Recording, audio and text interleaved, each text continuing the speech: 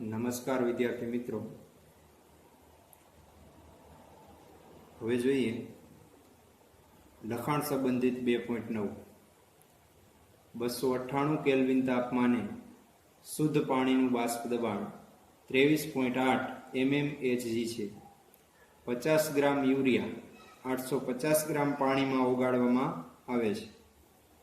તો આ દ્રાવણ માટે પાણીનું બાષ્પ દબાણ અને તેનો સાપેક્ષ ઘટાડો ગણો. પાણીનું બાષ્પ દબાણ દ્રાવણમાં ગણવાનું છે એટલે આપણે એને કહેશું P1, બરાબર. બીજું છે તેનો સાપેક્ષ ઘટાડો. તો સાપેક્ષ ઘટાડાને આપણે દર્શાવશું P10 - P1 / P10. તો આ થશે સાપેક્ષ ઘટાડો. આ પણ આપણે ગણવાનું છે, બરાબર. રકમમાં શું આપ્યું છે જોતા જઈએ. 23.8 mmHg પાણીનું બાષ્પ દબાણ આપેલું છે. તો દ્રાવકના બાષ્પ દબાણને આપણે P10 વડે દર્શાવીએ છીએ. તો થશે P10 બરાબર 23.8 mmHg. 50 ગ્રામ યુરિયા એટલે એ દ્રાવ્ય છે તો W2 થશે 50 ગ્રામ. 850 ગ્રામ પાણીમાં તો એ દ્રાવક છે એટલે W1 થશે 850 ગ્રામ, બરાબર. આ કિંમતો આપેલી છે એના આધારે આપણે સૌ પ્રથમ પાણીના બાષ્પ દબાણમાં થતો સાપેક્ષ ઘટાડો ગણશું અને આ સાપેક્ષ ઘટાડો છે એના આધારે P1 નું મૂલ્ય એટલે કે દ્રાવણમાં પાણીનું બાષ્પ દબાણ ગણી શકીએ. હવે આપણે થિયરી જોઈ ગયા રાઉટના નિયમ મુજબ કે P10 - P1 / P10 બરાબર શું થાય? x2. x2 બરાબર શું લખી શકાય? n2 / n1 + n2. એટલે જો તમને દ્રાવ્યના મોલ મળી જાય અને દ્રાવકના મોલ મળી જાય તો સાપેક્ષ ઘટાડાની કિંમત આપણે ગણી શકીએ. તો સૌ પ્રથમ આપણે દ્રાવ્ય અને દ્રાવકના મોલ ગણશું. તો દ્રાવ્યના મોલને 2 વડે દર્શાવીએ તો n2 બરાબર થશે W2 / m2. W2 એટલે દ્રાવ્યનું વજન 50 ગ્રામ, યુરિયા છે એટલે એનું આણ્વીય દળ થશે 60. ગુણોત્તર લઈ તો આપણે જવાબ મળશે 0.833 મોલ. ત્યાર પછી દ્રાવકના મોલ ગણીએ n1. n1 બરાબર થશે W1 / m1. તો W1 ની કિંમત આપેલી છે 850. પાણીનું આણ્વીય દળ આપણે ખબર હોય 18. ગુણોત્તર લઈ એટલે જવાબ મળશે 47.222 મોલ, બરાબર. હવે આ કિંમત છે એ સૂત્રની અંદર મૂકી દઈએ તો બાષ્પ દબાણમાં સાપેક્ષ ઘટાડો રાઉટના નિયમ મુજબ થશે x2 બરાબર લખી શકાય n2 / n1 + n2. n2 ની કિંમત છે 0.833 n2 + n1 એટલે બંનેનો સરવાળો કરીએ 0.833 + 47.222. અંશ એમને રહેશે 0.833 છેદનો સરવાળો કરી 48.055. ગુણોત્તર લઈએ એટલે સાપેક્ષ ઘટાડો મળશે 0.001733, બરાબર.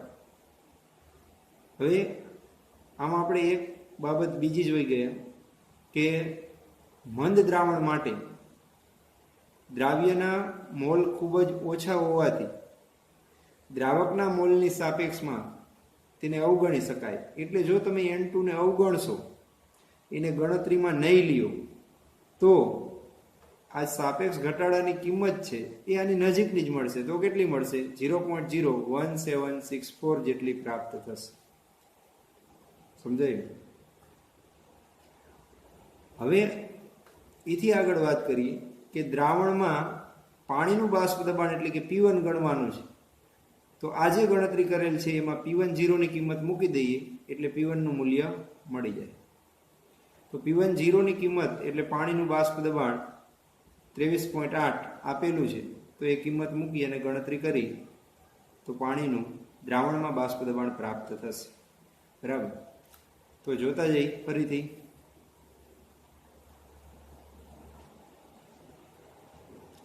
P10 - P1. P10 ની કિંમત છે 23.8 - P1 છેદમાં P10 23.8 બરાબર કિંમત મેળવેલી છે 0.001733 છેદમાં 23.8 ને બરાબરની સામે લઈ જાય તો ગુણાકારમાં આવશે, એટલે 23.8 માઇનસ P1 બરાબર 0.001733 ગુણ્યા 23.8 ગુણાકાર કરીએ 23.8 માઇનસ P1 બરાબર 0.04125. P1 ને કરતા બનાવી તો જમણી બાજુ જશે એટલે પ્લસ થશે, તો P1 બરાબર 23.8 0.04125 ને ડાબી બાજુ લઈ આવી એટલે માઇનસ થશે, માઇનસ 0.04125. બાદબાકી કરીએ તો P1 બરાબર 23.759 mmHg જે દ્રાવણમાં પાણીનું બાષ્પ દબાણ પ્રાપ્ત થશે. બરાબર.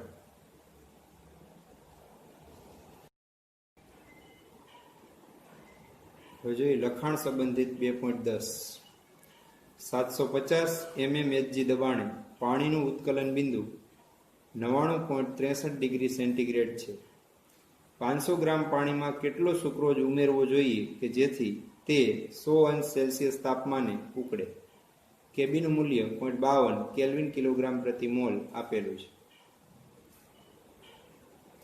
હવે કેટલો દ્રાવ્ય ઉમેરવો જોઈએ એટલે એનો મતલબ થયો દ્રાવ્યનું દળ W2 ગણવાનું છે. બરાબર. બાકીની કિંમતો જોતા જઈએ. 750 mmHg દબાણે પાણીનું ઉત્કલન બિંદુ 99.63 ડિગ્રી સેન્ટીગ્રેડ છે. પાણી દ્રાવક છે એટલે દ્રાવકના ઉત્કલન બિંદુને આપણે TB0 વડે દર્શાવીએ છીએ, તો TB0 ની કિંમત થશે 99.63.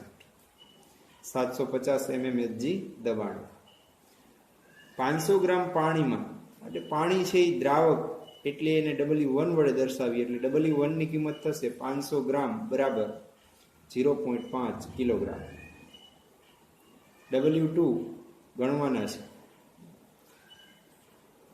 તેનું ઉત્કલન બિંદુ 100 અંશ સેલ્સિયસ તાપમાન થાય એટલે TB નું મૂલ્ય થશે 100 અંશ સેલ્સિયસ. દ્રાવ્યનું દળ થશે 342 ગ્રામ પ્રતિ મોલ, કારણ કે સુક્રોઝ માટે દ્રાવ્યનું આણ્વીય દળ 342 ગ્રામ પ્રતિ મોલ થશે. હવે અહીં દ્રાવ્યનું દળ ગણવાનું છે. બધા સૂત્રમાં દ્રાવ્યનું દળ આવે જ છે, તો કયા સૂત્રનો ઉપયોગ કરવો? તો જેને સંબંધિત રકમમાં કિંમતો આપેલી હોય એવા સૂત્રનો ઉપયોગ કરવાનો થાય. તો ઉત્કલન બિંદુ ઉન્નયનને લગતી અહીંયા કિંમતો આપેલી છે એટલે ઉત્કલન બિંદુ ઉન્નયનના સૂત્રનો આપણે વિચાર કરીએ તો ડેલ્ટા TB બરાબર KB W2 1000 M2 W1 આ સૂત્ર વિશે આપણે શીખી ગયા. એટલે ટૂંકમાં ડેલ્ટા TB બરાબર KB ઇન્ટુ M થશે. આ M બરાબર થાય મોલારિટી બરાબર. આમાંથી દ્રાવ્યનું દળ એટલે કે W2 ગણવાનું છે. એ સિવાયની બધી કિંમતો આપણી પાસે હોય તો દ્રાવ્યનું દળ ગણી શકાય. તો એકવાર જોઈ લઈએ. કેબીનું મૂલ્ય આપેલું છે. M2 દ્રાવ્યનું દળ ગમે એના માટે ગણી શકાય. અહીંયા સુક્રોઝ હોવાથી 342. W1 દ્રાવક છે, 500 ગ્રામ વજન આપેલું છે.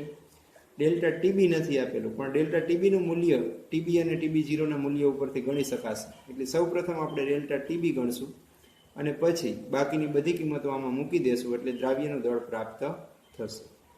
તો ડેલ્ટા TB બરાબર થશે TB માઇનસ TB0. ઉત્કલન બિંદુ દ્રાવણનું 100 થાય છે, દ્રાવકનું 99.63, તો તફાવત મળશે 0.37 ડિગ્રી સેન્ટીગ્રેડ, અથવા એ તફાવતને તમે 0.37 કેલ્વિનમાં પણ દર્શાવી શકો. સેન્ટીગ્રેડ અને કેલ્વિનમાં તફાવતના મૂલ્ય સરખા જ હોય છે. બરાબર. હવે બાકીની બધી કિંમતો આપણે જે સૂત્રની વાત કરી એ સૂત્રની અંદર મૂકતા જઈએ એટલે આપને જવાબ મળશે. તો ડેલ્ટા TB બરાબર KB W2 1000 છેદમાં M2 W1. W2 ગણવાના છે એટલે એને કરતા બનાવીએ અને બાકીની કિંમતો મૂકતા જઈએ. તો W2 સામેની સાઈડ ડેલ્ટા TB છે તો એની કિંમત છે 0.37. છેદમાં રહેલા M2 છે એ સામે જશે, કિંમત મૂકી 342. W1 પણ સામે જશે, કિંમત થશે 500. છેદમાં KB અંશમાં છે એટલે છેદમાં જશે, તો KB નું મૂલ્ય 0.52. 1000 અંશમાં છે, સામે જાય એટલે છેદમાં ગુણ્યા 1000. આનો આપણે ગુણોત્તર લઈએ એટલે દ્રાવ્યનું દળ મળશે 121.673 ગ્રામ. બરાબર.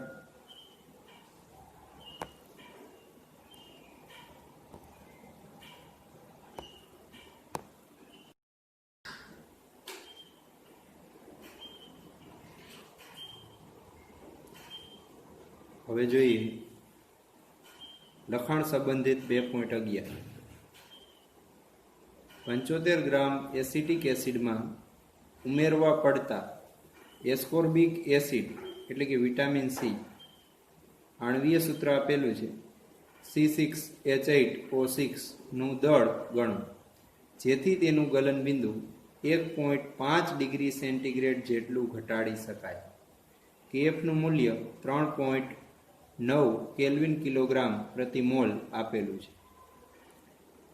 75 ગ્રામ એસિટિક એસિડમાં એટલે એસિટિક એસિડ દ્રાવક થશે એટલે દ્રાવકના દળને આપણે W1 વડે દર્શાવીએ તો 75 ગ્રામ. ઉમેરવા પડતા એસ્કોર્બિક એસિડનું દળ ગણો એટલે દ્રાવ્ય એસ્કોર્બિક એસિડ છે તેનું દળ ગણવાનું એટલે W2 ની કિંમત આપણે ગણવાની છે જેથી તેનું ગલનબિંદુ 1.5 ડિગ્રી સેન્ટીગ્રેડ જેટલું ઘટાડી શકાય. એટલે ગલનબિંદુમાં ઘટાડો આપણે એને ડેલ્ટા TF વડે દર્શાવશું 1.5 ડિગ્રી એટલે કે ઠાર બિંદુમાં ઘટાડો છે. ડેલ્ટા TF બરાબર 1.5 ડિગ્રી સેન્ટીગ્રેડ. કેએફનું મૂલ્ય 3.9 કેલ્વિન કિલોગ્રામ પ્રતિ મોલ આપેલું છે.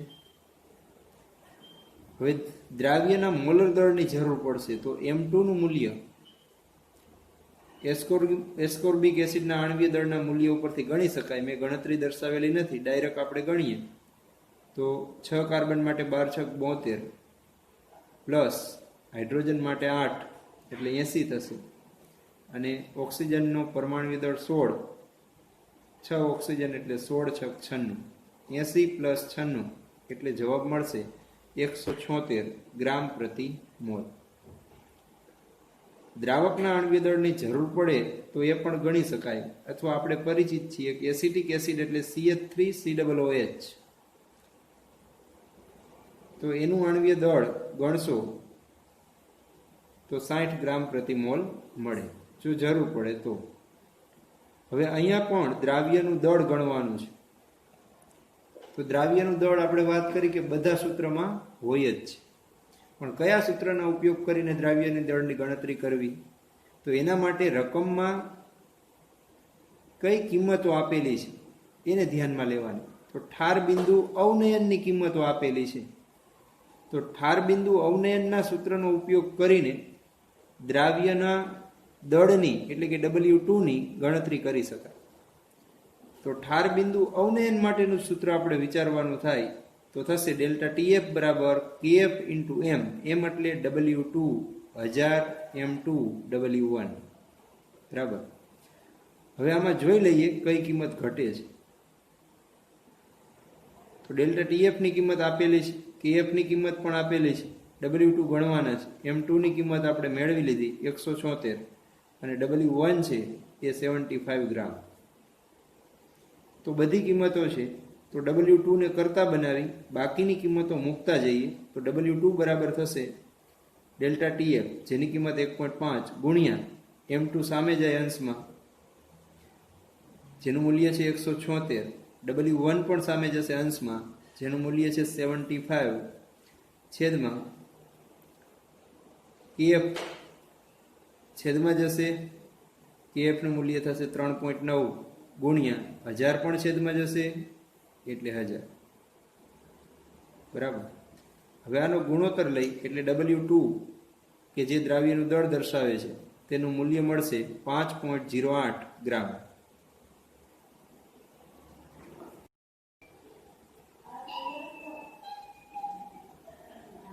લખાણ સંબંધિત 2.12 37 ડિગ્રી સેન્ટીગ્રેડ તાપમાને 450 ml પાણીમાં 1,85,000 મોલર દળ ધરાવતા એક પોલિમરના 1.0 ગ્રામને ઉમેરીને બનાવેલા દ્રાવણનું અભિસરણ દબાણ ગણો. હવે આ દાખલામાં અભિસરણ દબાણ ગણવાનું છે એટલે અભિસરણ દબાણને આપણે પાઈ વડે દર્શાવીએ છીએ, એટલે પાઈનું મૂલ્ય ગણવાનું થશે. કઈ કિંમત આપેલી છે જોતા જઈએ. પહેલા 37 ડિગ્રી સેન્ટીગ્રેડ તાપમાન એટલે ટી બરાબર 37 ડિગ્રી સેન્ટીગ્રેડ થશે. કેલ્વિનમાં રૂપાંતર કરીએ તો 273 ઉમેરી તો 310 કેલ્વિન થાય. 450 ml પાણીમાં, પાણી છે એ દ્રાવક એટલે દ્રાવકનું કદ આપેલું છે 450 ml એટલે V બરાબર થશે 450 ml એટલે કે 0.45 લીટર. બરાબર, 1000 વડે ભાગીએ એટલે એ લીટરમાં રૂપાંતરિત થાય. 1,85,000 મોલર દળ ધરાવતા પોલિમર એટલે પોલિમરનું મોલર દળ આપેલું છે એટલે દ્રાવ્યનું મોલર દળ M2 બરાબર થશે 1,85,000 ગ્રામ પ્રતિ મોલ. પોલિમરના 1 ગ્રામને ઉમેરીને એટલે પોલિમર 1 ગ્રામ ઉમેરવામાં આવે છે એટલે દ્રાવ્યનું દળ થશે 1.0 ગ્રામ. તો ત્યારે અભિસરણ દબાણ ગણવાનું થાય. તો અભિસરણ દબાણ માટેનું સૂત્ર થશે પાઈ બરાબર CRT અથવા તો W2RT છેદમાં M2V. આમાંથી જે કિંમતો આપણી પાસે હોય એ કિંમતો જોઈ લઈએ અને ક્રમશઃ મૂકતા જઈએ. બરાબર,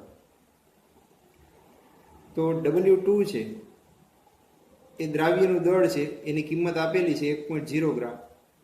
R છે એ તો વાયુ અચળાંક છે, એની કિંમત 8.314 ગુણ્યા 10 - 2 લીટર બાર મોલ ઇન્વર્સ કેલ્વિન ઇન્વર્સ ખ્યાલ છે આપને. ટી છે એ કેલ્વિનમાં તાપમાન દર્શાવે 310 કેલ્વિન આપેલું છે.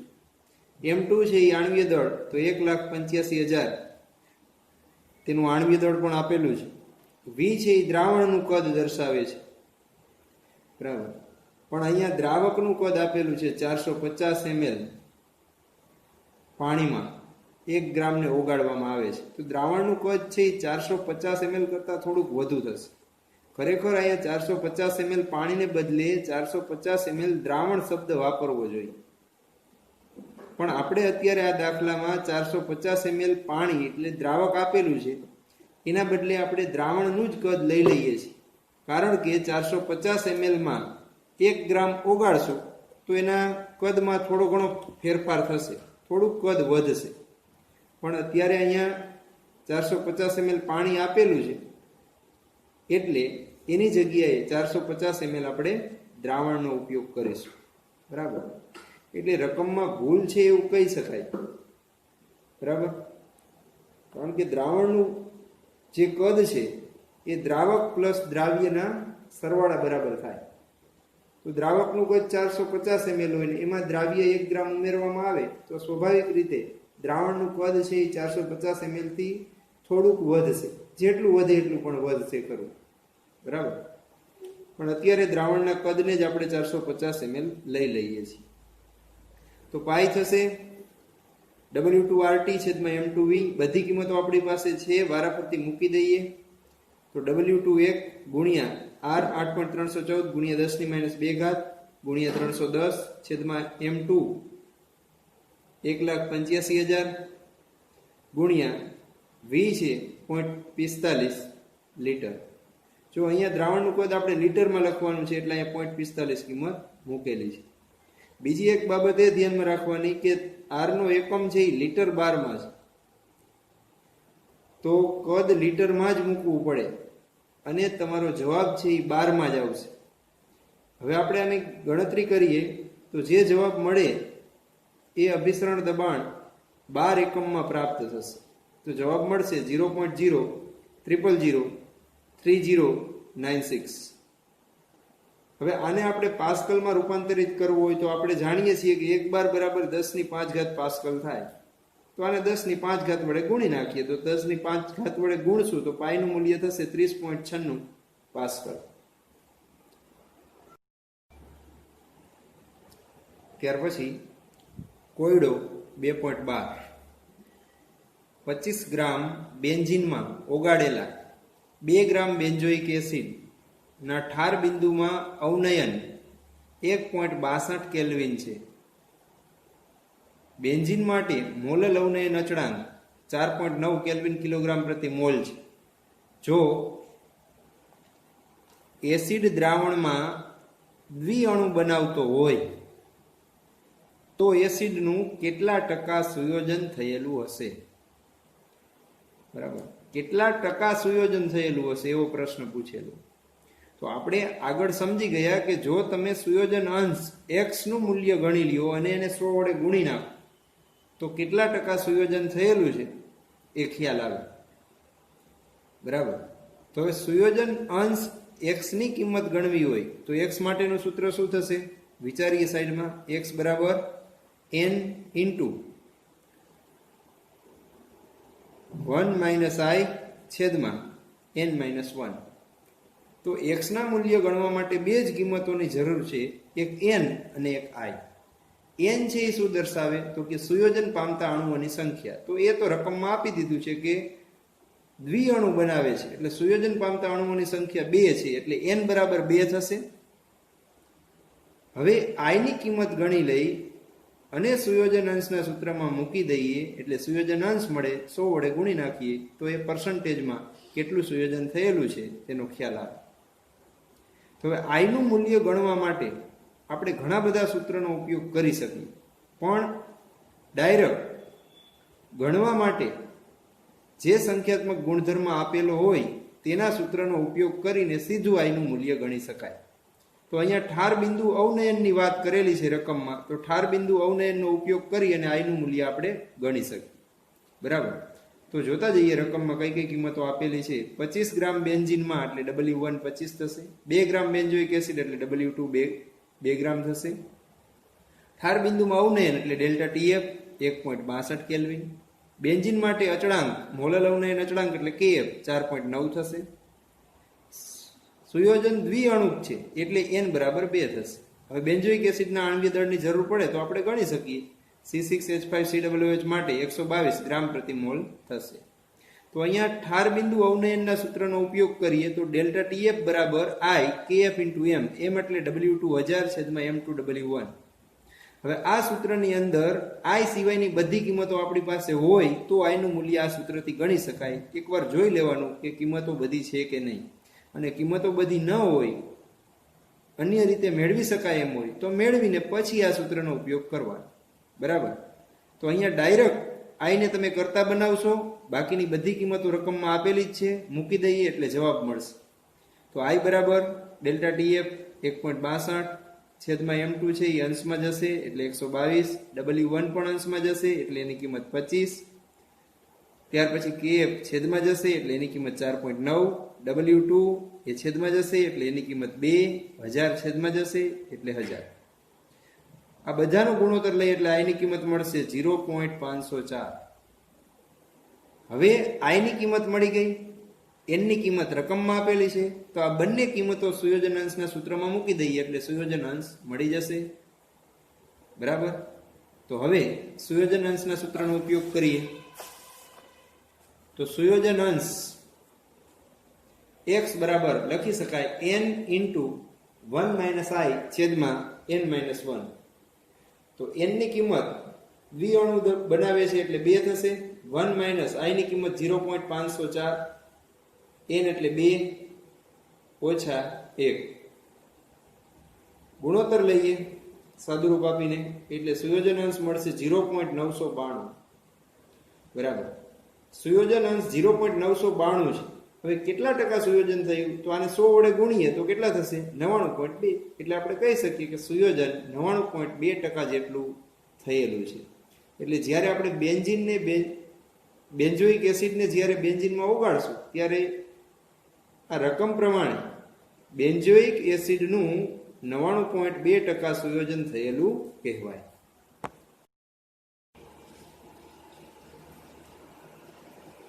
ત્યાર પછી કોયડો 2.13 1.06 ગ્રામ પર ml ઘનતા ધરાવતા 0.6 ml એસિટિક એસિડને 1 લીટર પાણીમાં ઓગાળવામાં આવ્યું. ઠાર બિંદુમાં અવનયન 0.0205 ડિગ્રી સેન્ટીગ્રેડ અવલોકિત કરવામાં આવ્યું. વોન્ટ ઓફ અવયવ અને એસિડનો વિયોજન અચળાંક ગણો. વોન્ટ ઓફ અવયવ એટલે એક તો i ગણવાનો છે, વિયોજન અચળાંક એટલે કે એ ગણવાનો છે, બે કિંમતો ગણવાની. રકમમાં જે આપેલું છે એ જોતા જઈએ. 1.06 ગ્રામ પર ml ઘનતા, એટલે ઘનતા આપી છે એસિટિક એસિડની 1.06 ગ્રામ પર ml. 0.6 ml એસિટિક એસિડ, એટલે એસિટિક એસિડનું કદ આપ્યું છે 0.6 ml. બરાબર. બંને દ્રાવ્ય છે એટલે હું 2 વડે દર્શાવી દઉં, D2 અને V2 ને 1 લીટર પાણીમાં ઓગાળવામાં આવ્યું. 1 લીટર પાણી એટલે દ્રાવકનું કદ આપેલું છે એને V વડે દર્શાવ્યું 1 લીટર.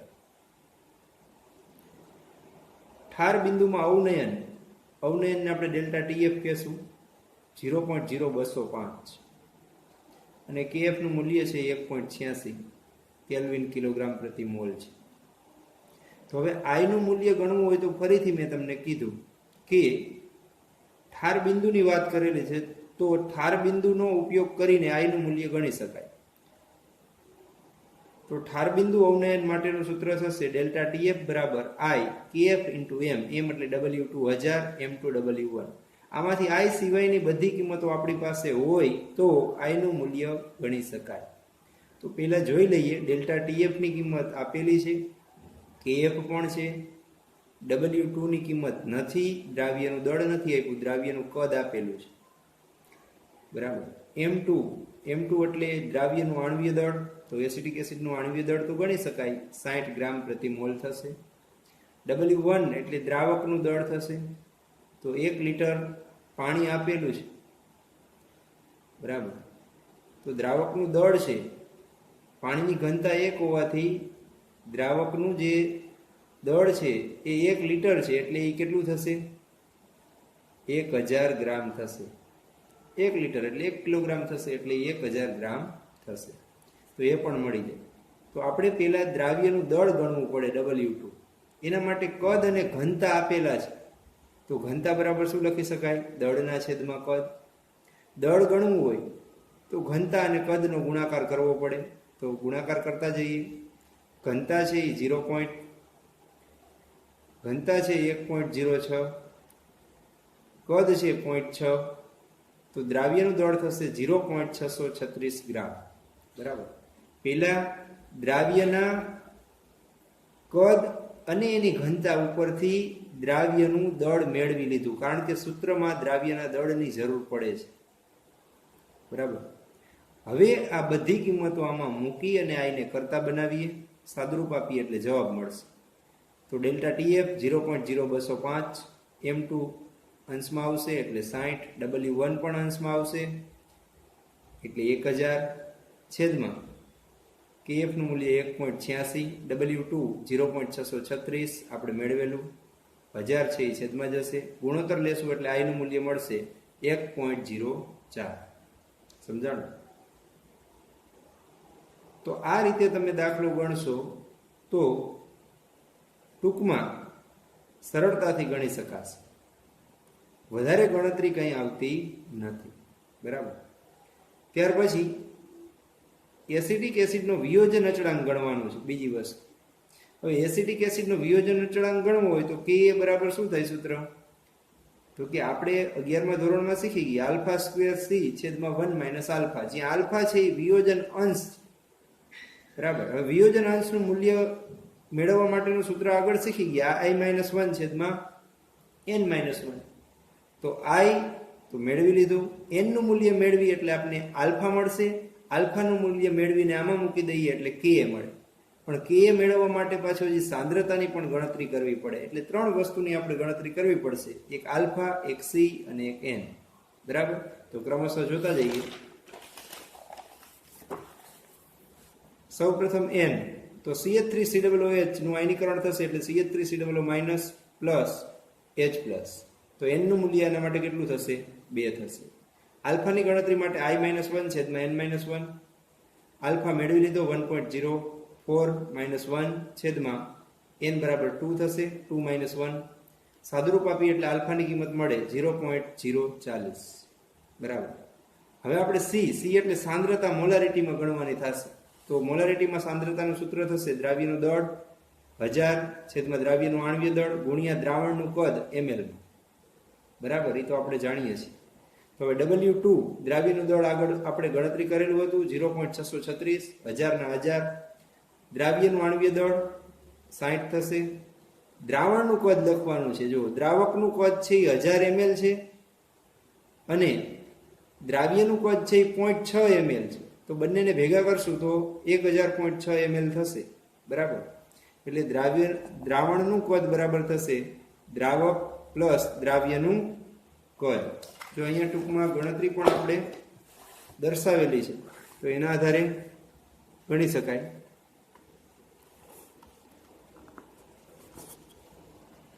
બરાબર, દ્રાવક પ્લસ દ્રાવ્ય તો 1000 વત્તા 0.6 બરાબર થશે 1000.6 ml. બરાબર, તો દ્રાવણનું કદ મેળવી લીધા પછી આમાં કિંમત મૂકી અને સાદુરૂપ આપી એટલે સાંદ્રતા મળશે 0.0106.